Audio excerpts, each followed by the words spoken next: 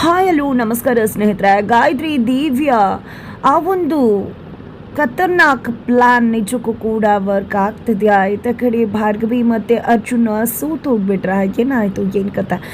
ಇದನ್ನೆಲ್ಲವನ್ನ ಕೂಡ ತಿಳ್ಕೊಬೇಕು ಅಂದರೆ ಈಗಲೇ ನಮ್ಮ ಈ ಚಾನಲ್ನ ಸಬ್ಸ್ಕ್ರೈಬ್ ಮಾಡಿ, ಹಾಗೆ ಈ ಒಂದು ವಿಡಿಯೋವನ್ನು ಪೂರ್ತಿಯಾಗಿ ನೋಡೋದನ್ನು ಯಾವುದೇ ಕಾರಣಕ್ಕೂ ಕೂಡ ಮರಿಬೇಡಿ. ಭಾರ್ಗವಿ ಮತ್ತು ಅರ್ಜುನ್ ಇಬ್ಬರು ಕೂಡ ಮನೆ ಹುಡ್ಕೋದಕ್ಕೆ ಅಂತ ಹೋಗಿದ್ದಾರೆ. ಇತ್ತ ಕಡೆ ಚರಣ್ ಬಂದು ಅಪ್ಪನಿಗೆ ಅವಮಾನ ಮಾಡಿ ಹೋಗ್ತಾರೆ. ಇದರಿಂದ ಅಪ್ಪ ಕುಸಿದು ಹೋಗ್ತಾರೆ ಜಿ ಪಿ ಪಾಟೀಲ್. ಈ ಕಡೆ ನಿರ್ಮಲಾ ಪಾಟೀಲ್ ಅವರು, ನೀವು ಅವನ ಬಗ್ಗೆ ಯೋಚನೆ ಮಾಡಬೇಡಿ, ಅವನಿಗೆ ಹೇಗೆ ಅಂತ ಗೊತ್ತದೆ ಅಲ್ವಾ, ಅವನಿಗೆ ದಿನೇ ದಿನೇ ಅಹಂಕಾರ ಜಾಸ್ತಿ ಆಗಿದೆ, ಅದೇ ಕಾರಣಕ್ಕೆ ಆ ರೀತಿ ಮಾತಾಡ್ತಿದ್ದಾನೆ, ನೀವು ಯೋಚನೆ ಮಾಡಬೇಡಿ ಜಿ ಪಿ ಅಂತ ಹೇಳಿ ನಿರ್ಮಲಾ ಪಾಟೀಲ್ ಅವರು ಜಿ ಪಿ ಪಾಟೀಲ್ಗೆ ಸಮಾಧಾನವನ್ನು ಮಾಡ್ತಾರೆ. ಆದರೆ ಜಿ ಪಿ ಪಾಟೀಲ್ ಮಾತ್ರ ಅವನಿಗೆ ಹೇಳಿದ್ರಲ್ಲಿ ಏನು ತಪ್ಪದ, ನಿಜ ಅಲ್ವಾ ಅವನಿಗೆ ಹೇಳಿದ್ದು, ಇವತ್ತು ಮಗನಿಂದಾನೇ ಮಾತು ಕೇಳೋ ಸಮಯ ಬಂದದ, ನನ್ನ ಮಗ ನನಗೆ ಇಷ್ಟರ ಮಟ್ಟಿಗೆ ಮಾತಾಡ್ತಿದ್ದಾನೆ, ನನ್ನ ಮುಂದೆ ಮಾತಾಡೋಕ್ಕೆ ಹೆದರ್ಕೊತಿದ್ದ, ಆದರೆ ಇವತ್ತು ನನ್ನ ಪರಿಸ್ಥಿತಿ ಹೇಗಾಗಿದೆ, ನಾನು ಮಾಡಿರೋ ಕರ್ಮಕ್ಕೆ ನನ್ನ ಮಗ ಕೂಡ ನನ್ನ ಬೈದು ಹೋಗ್ತಿದ್ದಾನೆ, ನನ್ನಿಂದಾನೇ ಇವತ್ತು ಇದೆಲ್ಲ ಆಗ್ತಿರೋದು, ನನ್ನಿಂದಾನೇ ನೀವು ಇವತ್ತು ಈ ರೀತಿ ನಿಂತಿರೋದು, ಇದಕ್ಕೆಲ್ಲ ನಾನೇ ಕಾರಣ ಅಲ್ವಾ, ಅವನಿಗೆ ಹೇಳಿದ್ರಲ್ಲಿ ಒಂದು ರೀತಿ ಸರಿನೇ ಇದೆ ಅಲ್ವಾ ಅಂತ ಜೆ ಪಿ ಹೇಳ್ತಾರೆ. ಕಷ್ಟ ಯಾರಿಗೆ ಬರುವುದಿಲ್ಲ, ಕಷ್ಟ ಬರುತ್ತಲ್ವಾ, ಅದು ಸಾಮಾನ್ಯ ಅಲ್ವಾ, ಖಂಡಿತ ಅದನ್ನು ಧೈರ್ಯವಾಗಿ ಜೊತೆಗೆ ನಿಂತು ಹೆದರಿಸೋಣ, ಅದರಲ್ಲಿ ಏನಿದೆ ಖಂಡಿತವಾಗ್ಲೂ ಎದುರಿಸೋಣ ಅಂತ ಹೇಳಿ ನಿರ್ಮಲಾ ಪಾಟೀಲ್ ಹೇಳ್ತಾರೆ. ಒಂದು ನೋಡು ನಿರ್ಮಲಾ, ಕಷ್ಟವನ್ನು ನಾವು ಅನುಭವಿಸಿದ್ರೆ ಅದು ಬರೀ ಕಷ್ಟ ಆಗುತ್ತೆ, ಆದರೆ ನಮ್ಮವರು ಅನುಭವಿಸಿದ್ರೆ ಅದು ನರಕವಾಗ್ಬಿಡತ್ತೆ. ಇವತ್ತು ನಾನು ಮಾಡಿರೋ ಕರ್ಮಕ್ಕೆ ನಾನು ಅನುಭವಿಸ್ತೀನಿ, ಆದರೆ ನನ್ನಿಂದಾಗಿ ನೀವು ಎಲ್ಲರೂ ಕೂಡ ಬೀದಿಗೆ ಬಿದ್ದಿದ್ದಾರ, ಇವತ್ತು ನೀವು ಈ ರೀತಿ ರಸ್ತೆಯಲ್ಲಿ ನಿಂತಿದ್ದೀರಾ ಅಂದರೆ ಅದಕ್ಕೆಲ್ಲ ನಾನೇ ಕಾರಣ, ಇದು ಎಲ್ಲವನ್ನ ಕೂಡ ನೋಡೋದು ಅನುಭವಿಸೋದು ಎಷ್ಟು ಕಷ್ಟ ಆಗುತ್ತೆ ಅಂತ ಗೊತ್ತಿದೆಯಾ? ಖಂಡಿತ ಇಂಥ ಒಂದು ಪರಿಸ್ಥಿತಿ ಯಾವ ಶತ್ರುಗೂ ಬರಬಾರ್ದು, ನಾನು ಮಾಡಿರೋ ಕರ್ಮ ನಾನು ಅನುಭವಿಸಿದ್ರೆ ಓಕೆ, ಆದರೆ ನನ್ನ ಮನೆಯವರು ಕೂಡ ಅನುಭವಿಸೋದು ತುಂಬ ಅಂದರೆ ತುಂಬಾ ಕಷ್ಟ ಆಗುತ್ತೆ ಅಂತ ಜೆ ಪಿ ಹೇಳ್ತಿದ್ದಾರೆ. ಅದ ಕಡೆ ಅರ್ಜುನ ಸಾಕಾಗಿ ಒಂದು ಕಡೆ ಕುಳಿತುಕೊಂಡಿರ್ತಾರೆ. ಅಲ್ಲಿಗೆ ಭಾರ್ಗವಿ ಬರ್ತಾರೆ. ಭಾರ್ಗವಿ ಬಂದಿದ್ದೆ, ಅರ್ಜುನ್ ಎಲ್ಲ ಕಡೆ ಮನೆ ಹುಡ್ಕೊಂಡು ಬಂದೆ, ಎಲ್ಲೂ ಕೂಡ ಸರಿಯಾಗಿ ಮನೆ ಸಿಗ್ತಿಲ್ಲ, ಒಂದೊಂದು ಕಡೆ ಮನೆ ಇದೆ, ಬಿಲ್ಡಿಂಗ್ ಎತ್ತರ ಹೋದಷ್ಟು ದುಡ್ಡು ಕೂಡ ಎತ್ತರಕ್ಕೆ ಹೋಗ್ತದೆ, ಒಂದು ಕಡೆ ಮನೆ ಸಿಕ್ತು, ಬಟ್ ನಾವು ಇಷ್ಟು ಜನ ಇದ್ದೀವಿ ಅನ್ನೋ ಕಾರಣಕ್ಕೆ ಅವರು ಮನೆ ಕೊಡೋದಕ್ಕೆ ಒಪ್ಕೊಳ್ಳಿಲ್ಲ, ಒಂದಷ್ಟು ಕಡೆ ತುಂಬ ಅಂದರೆ ತುಂಬಾ ಜಾಸ್ತಿ ಆಗಿದೆ ಬಾಡಿಗೆ, ಹಾಗಾಗಿ ಏನು ಮಾಡಬೇಕು ಅಂತಲೇ ಗೊತ್ತಾಗ್ತಿಲ್ಲ, ಮೊದಲು ಒಂದು ಮನೆಯನ್ನು ಹುಡುಕ್ಬೇಕಾಗದ ಅಂತ ಭಾರ್ಗವಿ ಹೇಳಿದಾಗ, ಹೌದು ಭಾರ್ಗವಿ ಅವರೇ, ನಾನು ಕೂಡ ಅದನ್ನೇ ಫೇಸ್ ಮಾಡಿದೆ, ಏನು ಮಾಡೋದು ಅಂತ ಗೊತ್ತಾಗ್ತಿಲ್ಲ ನನಗೆ ಅಂತ ಅರ್ಜುನ್ ಹೇಳ್ತಿದ್ದಾರೆ. ಇದಕ್ಕೆಲ್ಲ ನಾನೇ ಕಾರಣ ಆಗಿಬಿಟ್ಟೆ, ನನ್ನಿಂದಾನೇ ಇವತ್ತು ಡ್ಯಾಡಿ ಪರಿಸ್ಥಿತಿಗೆ ಬಂದಿರೋದು ಅಂತ ಹೇಳಿ ಅರ್ಜುನ್ ಹೇಳಿದಾಗ, ದಯವಿಟ್ಟು ಆ ರೀತಿ ಎಲ್ಲ ಮಾತಾಡಬೇಡಿ ಅರ್ಜುನ್, ಎಲ್ಲ ಕೂಡ ಸರಿ ಹೋಗುತ್ತೆ ಅಂತ ಹೇಳಿ ಭಾರ್ಗವಿ ಹೇಳ್ತಾರೆ. ಜೊತೆಗೆ ನೀವು ಮಾವನ ಜೊತೆ ಇದ್ದೀರಾ ಅಲ್ವಾ, ಅದಕ್ಕಿಂತ ಮಾವಂಗೆ ಬೇರೆ ಏನೂ ಬೇಕಾಗಿಲ್ಲ, ಮನುಷ್ಯನಿಗೆ ಕಷ್ಟ ಬಂದಾಗ ತನ್ನ ಮನೆಯವರು ತನ್ನ ಜೊತೆ ಇರಬೇಕು ಅಂತ ಅನಿಸುತ್ತೆ, ಆಗಿದ್ದಾಗ ಪ್ರಪಂಚ ಏನೇ ಅಂದರೂ ಕೂಡ ಅವರು ಧೈರ್ಯವಾಗೇ ಇರ್ತಾರೆ, ನನ್ನ ಕುಟುಂಬ ನನ್ನ ಜೊತೆಗಿದೆ ಅಂತ. ಆದರೆ ಕೆಲವೊಮ್ಮೆ ನಾವು ಎಷ್ಟೇ ಸಾಧನೆ ಮಾಡಿದ್ರು, ಪ್ರಪಂಚ ನಮ್ಮ ಜೊತೆ ಇದ್ದು ಎಲ್ಲ ಪ್ರಪಂಚದಲ್ಲಿರೋ ಪ್ರತಿಯೊಬ್ಬರು ನಮ್ಮನ್ನು ಹೊಗಳಿದ್ರು ಕೂಡ ನಮ್ಮ ಕುಟುಂಬ ನಮ್ಮ ಜೊತೆ ಇಲ್ಲದೆ ಇದ್ದಾಗ ನಿಜಕ್ಕೂ ಅದನ್ನು ಆ ಖುಷಿಯನ್ನು ಅನುಭವಿಸೋದಕ್ಕೆ ಆಗೋದಿಲ್ಲ. ಹಾಗೆ ಜಿ ಪಿ ಮಾವನ ಜೊತೆ ನೀವಿದ್ದೀರಾ ಅನ್ನೋದೇ ಅವ್ರಿಗೆ ಒಂದು ರೀತಿ ಧೈರ್ಯ, ಅದನ್ನು ನಾನು ಅವ್ರ ಕಣ್ಗಳಲ್ಲಿ ನೋಡಿದ್ದೀನಿ. ನೀವೇನೂ ಯೋಚನೆ ಮಾಡಬೇಡಿ, ನೀವು ಧೈರ್ಯವಾಗಿ ಮಾವನ ಜೊತೆ ಇದ್ದರೆ ಖಂಡಿತ ಮಾವ ಇದನ್ನು ಧೈರ್ಯವಾಗಿ ಎದುರಿಸ್ತಾರೆ ಅಂತ ಹೇಳಿ ಭಾರ್ಗವಿ ಹೇಳಿದಾಗ, ನಿಜಕ್ಕೂ ಭಾರ್ಗವಿ ಅವರ, ನಾನು ಡ್ಯಾಡ್ ಜೊತೆ ನಿಲ್ತೇನೆ, ಆದರೆ ಡ್ಯಾಡ್ ಕಳ್ಕೊಂಡಿರೋ ಎಲ್ಲವನ್ನ ಕೂಡ ಅವ್ರಿಗೆ ವಾಪಸ್ ಕೊಡಿಸ್ಬೇಕು ನಾನು ಅಂತ ಅರ್ಜುನ್ ಹೇಳಿದಾಗ, ನಿಜ ಹೇಳಬೇಕು ಅಂದರೆ ನೀವೇನೂ ತಪ್ಪು ಮಾಡಿಲ್ಲ ಅರ್ಜುನ, ಆದರೆ ನನ್ನಿಂದಾನೇ ಇವತ್ತು ಇಷ್ಟೆಲ್ಲ ಆಗಿದ್ದು, ನೀವು ನನ್ನ ಮೇಲೆ ಇಟ್ಟಿರೋ ವಿಶ್ವಾಸವನ್ನು ನಾನು ಉಳಿಸ್ಕೊಳ್ಳೋಕ್ಕಾಗಲಿಲ್ಲ, ಇನ್ನೂ ಕೂಡ ಕೋರ್ಟೆಲ್ಲ ಹಾಗೆ ಕೇಸ್ ಇದೆ, ಜಿ ಪಿ ಮಾವನ್ನ ಬಿಡಿಸಿಲ್ಲ ನಾನು ಪರ್ಮನೆಂಟ್ ಆಗಿ, ಜೊತೆಗೆ ಗಾಯತ್ರಿ ದೇವಿಯ ತಪ್ಪನ್ನು ನಾನು ಹೊರಗಡೆ ತೆಗೆದು ಕೋರ್ಟ್ ಮುಂದೆ ಅದನ್ನು ಸಾಬೀತುಪಡಿಸಿ ಆಕೆಗೆ ಶಿಕ್ಷೆಯನ್ನು ಕೂಡ ಕೊಡಿಸಿಲ್ಲ, ಒಟ್ಟಿನಲ್ಲಿ ನಾನೇ ನನ್ನ ನಂಬಿಕೆಯನ್ನು ಉಳಿಸ್ಕೊಳ್ಳೋಕ್ಕಾಗಿಲ್ಲ, ನನ್ನ ಕರ್ತವ್ಯವನ್ನು ಮಾಡಲಿಕ್ಕಾಗಿಲ್ಲ ಅಂತ ಹೇಳಿ ಇಲ್ಲಿ ಭಾರ್ಗವಿ ಹೇಳಿದಾಗ, ಏನು ಮಾತಾಡ್ತಿದ್ರ ಭಾರ್ಗವಿ ಅವರ, ನಿಜಕ್ಕೂ ಹೇಳಬೇಕು ಅಂದರೆ ನಿಮ್ಮನ್ನು ಪಡೆಯೋದಕ್ಕೆ ನಾನೇ ಪುಣ್ಯ ಅಂತಲೇ ಹೇಳಬೇಕು, ಯಾಕಂದರೆ ಅಪ್ಪನ ಮರ್ಯಾದೆಯನ್ನು ಹೇಗೆ ಕಾಪಾಡಿದ್ರಿ, ನಿಮ್ಮ ಮನೆಗೆ ಹೋಗೋದು ಬೇಡ ಅಂತ ಹೇಳಿ ಅವ್ರ ಬಗ್ಗೆ ಎಷ್ಟು ಕಾಳಜಿ ಇದೆ ಅಂತ ತೋರಿಸಿದ್ರಿ,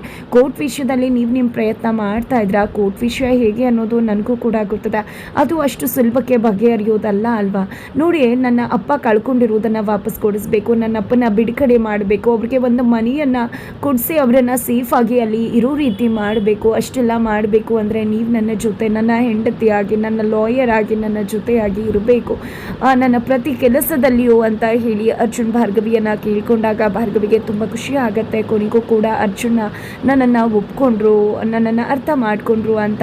ಥ್ಯಾಂಕ್ಸ್ ಅರ್ಜುನ್, ಕೊನೆಗೂ ಕೂಡ ನೀವು ನನ್ನನ್ನು ಒಪ್ಕೊಂಡ್ರಿ ಅಲ್ವಾ ಅಂತ ಹೇಳಿ ಭಾರ್ಗವಿ ಹೇಳಿದಾಗ, ನೀವು ಆ ಡ್ಯಾಡ್ ಬಗ್ಗೆ ಇರೋ ಕಾಳಜಿನ ಯಾವಾಗ ತೋರಿಸಿದ್ರು ಆಗಲೇ ನಂಗೆ ಅರ್ಥ ಆಗೋಯ್ತು, ನೀವು ಡ್ಯಾಡನ್ನು ಎಷ್ಟು ಗೌರವಿಸ್ತೀರಾ, ಎಷ್ಟು ಕಾಳಜಿ ಮಾಡ್ತೀರಾ ಅಂತ ಹೇಳಿ ಅರ್ಜುನ್ ಹೇಳ್ತಾರೆ. ನಂತರ ಇಬ್ಬರು ಕೂಡ ಮನೆ ಹುಡ್ಕೋದ್ರ ಕಡೆ ಹೋಗ್ತಾರೆ. ಅತ್ತ ಕಡೆ ಗಾಯತ್ರಿ ದೇವಿ, ಶಕ್ತಿ ಪ್ರಸಾದ್, ಆರ್ಕೆ ಎಲ್ಲರೂ ಕೂಡ ಖುಷಿಯಿಂದ ಕೇಕೆ ಹಾಕ್ತಿದ್ದಾರೆ. ಜೊತೆಗೆ ಆರ್ಕೆ, ಗಾಯತ್ರಿ ಜಿ ನಿಮ್ಮ ಹತ್ರ ಒಂದು ವಿಷಯ ಕೇಳಬೇಕು, ನೀವು ಯಾಕೆ ಬೃಂದಾ ಜೊತೆ ಆ ರೀತಿ ನಾಟಕ ಮಾಡಿದ್ರಿ ಅಂದಾಗ ಮಾಡಲೇಬೇಕಾಗತ್ತೆ ಅಲ್ವಾ ಆರ್ಕೆ, ಯಾಕಂದರೆ ಭಾರ್ಗವಿ ಜೊತೆ ಅವಳನ್ನು ಇರಿಸ್ಬೇಕಲ್ವಾ, ನಾವು ಅಂದ್ಕೊಂಡಿರೋದನ್ನು ಸಾಧಿಸ್ಬೇಕಲ್ವಾ, ಅದೇ ಕಾರಣಕ್ಕೆ ಅವಳ ಜೊತೆ ಆ ರೀತಿ ಆಟ ಆಡಿದ್ದು ನಾನು.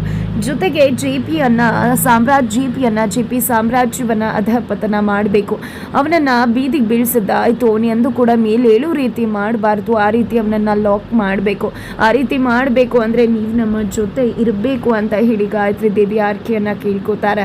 ನಾವು 3 ಜನ ಕೂಡ ಸರಿಯಾಗಿ ಸೇರಿಕೊಂಡಿದ್ದೀವಿ, ನಾನು ಅವನನ್ನು ಲೀಗಲಿ ಕಟ್ಟ ಹಾಕಿದ್ದೀನಿ ಅಂತ ಆರ್ಕೆ ಹೇಳ್ತಾರೆ. ಶಕ್ತಿ ಅವನನ್ನು ಹಣಕಾಸಿನ ವಿಷಯದಲ್ಲಿ ಅವನನ್ನು ಬಂಧಿಸಿದ್ದೀನಿ ಅಂತ ಶಕ್ತಿ ಹೇಳಿದ್ರೆ, ಅವನ ಮಾನಸಿಕವಾಗಿ ಕುಗ್ಸಿದ್ದೀನಿ ಅಂತ ಹೇಳಿ ಗಾಯತ್ರಿ ದೇವಿ ಹೇಳ್ತಿದ್ದಾರೆ. ಇನ್ನೂ ಅವನಿಗೆ ಅವರ ಮನೆಯಲ್ಲಿ ಒಂದು ಪೈಸೆ ಮರ್ಯಾದೆ ಸಿಗೋದಿಲ್ಲ, ಅವನ ಪಾಡು ನಾಯಿ ಪಾಡು ಆಗಿಬಿಡತ್ತೆ. ಜೊತೆಗೆ ಆ JP ನಿಜಕ್ಕೂ ಕೂಡ ಕುಸ್ತು ಹೋಗಿ ಅವನು ಸಮಾಧಿ ಆಗಿಬಿಡಬೇಕು, ಆ ರೀತಿ ಅವನನ್ನು ಮೇಲೆ ಹೇಳಿದೆ ಇರುವ ಹಾಗೆ ಅವನನ್ನು ಮಾನಸಿಕವಾಗಿ ಹಿಂಸೆ ಕೊಟ್ಟು ಅವನ ಕಥೆಯನ್ನೇ ಮುಗಿಸ್ಬೇಕು ಅಂತ ಹೇಳಿ ಗಾಯತ್ರಿ ದೇವಿ ಹೇಳ್ತಿದ್ದಾರೆ. ಇತ್ತ ಕಡೆ ಭಾರ್ಗವಿ ಮತ್ತು ಅರ್ಜುನ್ ಇಬ್ಬರು ಕೂಡ ಮನೆ ಹುಡುಕ್ತಾ ಅರ್ಜುನ್ ಒಂದು ಮನೆ ಹತ್ರಕ್ಕೆ ಬರ್ತಾರೆ. ಮನೆಯವರು 20,000 ರೂಪಾಯಿ ಬಾಡಿಗೆ, ಹಾಗೆ 40,000 ರೂಪಾಯಿ ಅಡ್ವಾನ್ಸ್ ಅಂತ ಕೂಡ ಹೇಳ್ತಾರೆ. ಬಟ್ ಯಾವಾಗ ಇಲ್ಲಿ ಅರ್ಜುನ್ ಇವತ್ತೇ ಶಿಫ್ಟ್ ಆಗ್ತೀವಿ, ಮನೆಯನ್ನು ನೋಡೋ ಅವಶ್ಯಕತೆ ಇಲ್ಲ, ನಮಗೆಲ್ಲೂ ಮನೆ ಸಿಗ್ತಿಲ್ಲ, ಮನೆ ಬೇಕು ಅಂದಾಗ ಅವ್ರ ಮೇಲೆ ಅನುಮಾನ ಬರುತ್ತೆ, ಏನಿದು ಇಷ್ಟು ಅರ್ಜೆಂಟಾಗಿ ಮನೆಗೆ ಬರ್ತಿದ್ದಾರೆ ಅಂತ, ಹಾಗಾಗಿ ಕೊಡೋದಿಲ್ಲ ಅಂತ ಹೇಳ್ತಾರೆ. ಬಟ್ ಯಾವಾಗ ಭಾರ್ಗವಿ ಬರ್ತಾರೋ ಭಾರ್ಗವಿ ಅವ್ರಿಗೆ ಮನೇನ ಖಂಡಿತವಾಗ್ಲೂ ನಾವು ಕೊಡ್ತೀವಿ, ಭಾರ್ಗವಿ ಅವರು ನಮ್ಮ ಮನೆಯಲ್ಲಿದ್ದಾರೆ ಅಂದರೆ ನಮಗೆ ಒಂದು ರೀತಿ ಹೆಮ್ಮೆ ಅಲ್ವಾ, ನಿಮಗಿಲ್ಲ ಅನ್ನೋಕ್ಕಾಗತ್ತಾ, ಮೊದಲೇ ಹೇಳಿದಿದ್ರೆ ಕೊಟ್ಬಿಡ್ತಿದ್ದೆ ನಾನು ಅಂತ ಹೇಳಿ ಮನೆ ಕೊಡೋದಕ್ಕೆ ಒಪ್ಕೋತಾರೆ. ಅಷ್ಟರಲ್ಲಿ ಬೃಂದಾ ಅಲ್ಲಿಗೆ ಬರ್ತಾಳೆ. ಈ ಮನೆಯಲ್ಲಿರಬೇಕಾ, ಏನು ಇಂಥ ಮನೆಯಲ್ಲಿರೋದಾ, ಮಾವ ಹೇಗಿರ್ತಾರೆ, ನಾವು ಹೇಗಿರೋದು, ನೀವಿಬ್ರು ಮಾಡಿರೋ ಕರ್ಮಕಾಂಡಕ್ಕೆ ನಾವು ಅನುಭವಿಸ್ಬೇಕಾಗಿದೆ. ಬುದ್ಧಿವಂತರು ಲಾಯರ್ ಆಗಿದ್ಕೊಂಡು ಸುಮ್ಮನೆ ಎಲ್ಲ ಪೇಪರ್ಗೂ ಕೂಡ ಸೈನ್ ಹಾಕಿ ಇಡೀ ಆಸ್ತಿಯನ್ನೇ ಅವ್ರಿಗೆ ಕೊಟ್ಬಿಟ್ರಲ್ಲ, ಇವತ್ತು ನಮ್ಮ ಪರಿಸ್ಥಿತಿ ಈ ರೀತಿ ಆಗೋದಕ್ಕೆ ನೀನೇ ಕಾರಣ ಅರ್ಜುನ್ ಅನ್ನೋ ರೀತಿಯಲ್ಲಿ ಬೃಂದಾ ಮಾತನಾಡ್ತಾರೆ. ಜೊತೆಗೆ ಇಲ್ಲಿ ಇದಕ್ಕೆ 20,000 ರೂಪಾಯಿನ, ಏನಿದು ಹೋಟೆಲ್ 40,000 ರೂಪಾಯಿ ಇದಕ್ಕೆ ಬಾಡಿಗೆ ಅಡ್ವಾನ್ಸ್ ಕೊಡ್ಬೇಕಾ ಅನ್ನೋ ರೀತಿ ಬೃಂದಾ ಮಾತಾಡಿದಾಗ ಇಲ್ಲಿ ಭಾರ್ಗವಿ ತರಾಟೆಗೆ ತಗೋತಾರೆ. ನಂತರ ಸಮಯ ಕೊಡಿ, ಖಂಡಿತ ಕೊಡ್ತೀವಿ ಅಂತ ಹೇಳಿ ಭಾರ್ಗವಿ ಅರ್ಜುನ ಮನೆ ಒಳಗಡೆ ಎಂಟ್ರಿ ಕೊಡ್ತಾರೆ. ಎತ್ತ ಕಡೆ JP ಮುಂದೆ, ತಮ್ಮ ಜಗನ್ ಬಂದಿದೆ, ನಿನ್ನ ಪಾಡು ಭಿಕ್ಷುಕನಿಗೆ ಅಂತ ಕಡೆ, ಭಿಕ್ಷುಕನಿಗೆ ಸಿಗೋ ಮರ್ಯಾದೆ ಕೂಡ ನಿನಗೆ ಸಿಗುವುದಿಲ್ಲ, ಅವನು ಮರ್ಯಾದೆ ಕೊಡಲ್ಲ ನಿನಗೆ, ಯಾಕಂದರೆ ಅವನ ತಟ್ಟೆಯಲ್ಲಿರೋಷ್ಟು ದುಡ್ಡು ಕೂಡ ನಿನ್ನ ಹತ್ರ ಇರೋದಿಲ್ಲ. ಇವತ್ತು ದುಡ್ಡಿರಬೇಕು, ಮರ್ಯಾದೆ ಕೊಡಬೇಕು ಅಂದರೆ ಇನ್ನು ಮುಂದೆ ನಿನ್ನ ಬದುಕು ಎಷ್ಟು ಮಟ್ಟಕ್ಕಾಗತ್ತೆ ನೋಡ್ತಾ ಇರು. ಇನ್ನೊಬ್ಬರು ಮುಂದೆ ಕೈ ಚಾಚಿ ನಿಲ್ಲಬೇಕಾಗತ್ತೆ, ಪ್ರತಿಯೊಂದಕ್ಕೂ ಕೂಡ ಆ ರೀತಿ ನಿಲ್ಲೋದು ಎಷ್ಟು ಕಷ್ಟ ಅನ್ನೋದು ನಿನಗೆ ಗೊತ್ತಾಗಬೇಕು. ಎಷ್ಟೆಲ್ಲ ಮೆರೆದಿದ್ದೆ ಅಲ್ವಾ, ಎಲ್ಲದಕ್ಕೂ ಕೂಡ ನೀನು ಇವತ್ತು ಅನುಭವಿಸೋ ಪರಿಸ್ಥಿತಿ ಬಂದಿದೆ. ಯಾವುದೇ ಕಾರಣಕ್ಕೂ ನೀನು ನೆಮ್ಮದಿಯಾಗಿರೋದಕ್ಕೆ ನಾನು ಬಿಡುವುದಿಲ್ಲ, ನೀನು ಬೀದಿಲೇ ಬಿದ್ದಿರಬೇಕು ಅಂತ ಹೇಳಿ ತಮ್ಮ ಜಗನ್ ಹೇಳಿ ಅಲ್ಲಿಂದ ಹೋಗ್ತಿದ್ದಾರೆ. ಇತ್ತ ಕಡೆ ಅಡ್ವಾನ್ಸ್ ಕೊಡುವುದಕ್ಕೆ ದುಡ್ಡಿಲ್ಲ, ಏನು ಮಾಡೋದಪ್ಪ ಅಂತ ಅರ್ಜುನ್ ಅಂದ್ಕೊಂಡಾಗ ಅರ್ಶಿನ ದಾರವನ್ನು ಕಟ್ಕೊಂಡಂತಹ ಭಾರ್ಗವಿ ತನ್ನ ಚಿನ್ನದ ಮಂಗಲ್ಯ ಸರವನ್ನು ಕೊಟ್ಟು ಇದನ್ನು ಇಟ್ಟು ದುಡ್ಡನ್ನು ಹೊಂದಿಸಿ ಅಂತ ಹೇಳ್ತಿದ್ದಾರೆ. ಇಲ್ಲಿ JP ಪಾಲಿಗೆ ನಿಜಕ್ಕೂ ಕೂಡ ಆಪದ್ ಬಾಂಧವಳಾಗಿದ್ದಾಳೆ ಭಾರ್ಗವಿ ಅಂತಾನೆ ಹೇಳ್ಬೋದು. ಹಾಗಿದ್ರೆ ಮುಂದೇನಾಗುತ್ತೆ ಮುಂದಿನ